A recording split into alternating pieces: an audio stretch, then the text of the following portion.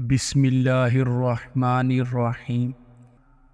انسان بھی کیا چیز ہے، جیتا ایسے ہے جیسے کبھی مرنا ہی نہیں ہے، اور مرا ایسے جاتا ہے جیسے کبھی جیا ہی نہیں۔ کب تک غفلت میں رہو گے؟ تمہیں مہلت دیے بغیر طلب کر لیا جائے گا۔ تمہیں اپنے رب عز و جل کی قسم، اپنے ایام کو تیاری آخرت میں استعمال کر لو اور اپنے برے اعمال کی اصلاح کر لو اور اپنی موت کے انتظار میں رہو۔ دنیا نے تمہارے کوچ کا اعلان کر دیا، جبکہ تم نے دنیاوی زندگی کو کھیل کود بنا رکھا ہے۔ حساب کا دن تمہارے سامنے ہے۔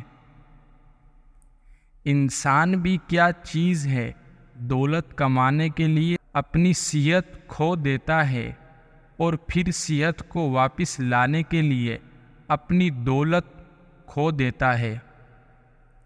اقوال عقل مندوں کے لیے ہیں، نادانوں کو ان سے کوئی فائدہ نہیں ہوتا۔ جو شخص اپنے ہر کام کو پسند کرتا ہے، اس کی عقل میں خلل آ جاتا ہے۔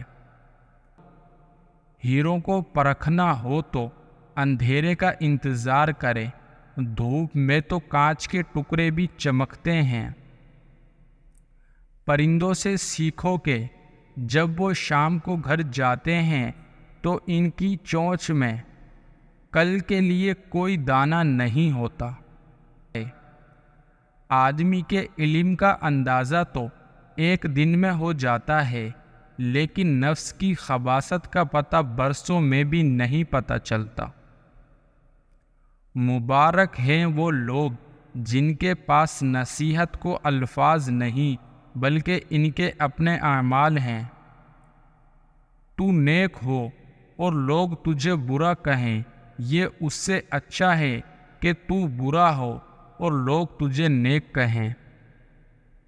دنیا میں آنا آسان ہے، لیکن اس سے چھٹکارا پانا مشکل ہے۔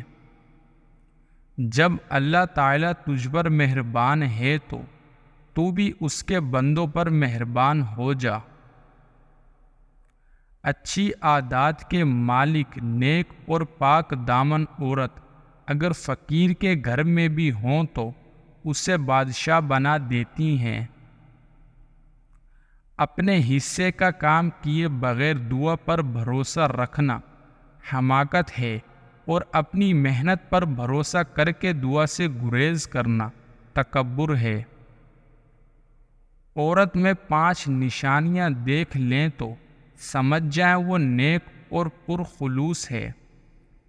پردے دار، سچ بولنے والی، نگاہیں نیچی رکھنے والی، خاموش رہنے والی، آہستہ آواز میں بات کرنے والی۔ یہ ضروری نہیں جو خوبصورت ہو وہ خوبصورت بھی ہو۔ کام کی چیز اندر ہوتی ہے، باہر نہیں۔ کب تک توبہ کو ٹالتے رہے گا، حالانہ کہ توبہ میں تاخیر کرنے کا تیرے پاس آخرت میں کوئی عذر نہیں۔ خدا عز و جل کی قسم، ہلکے پھلکے گناہوں سے پاک لوگ کامیاب ہوں گے اور بدکار لوگ نقصان اٹھائیں گے۔ بالآخر تمام امور اللہ عز و جل ہی کی طرف سے لوٹنے والے ہیں۔